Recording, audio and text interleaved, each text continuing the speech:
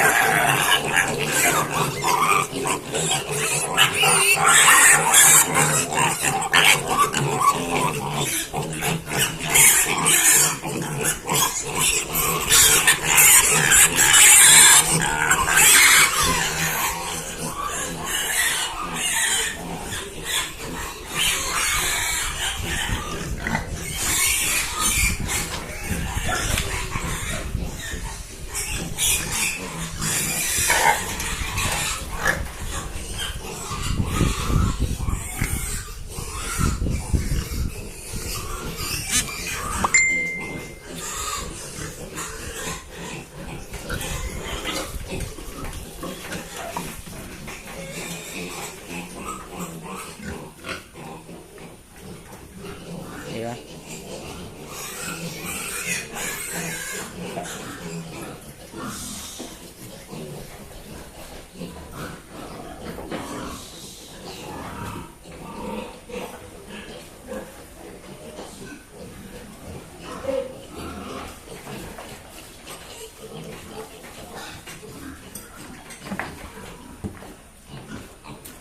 Quay như thế nào?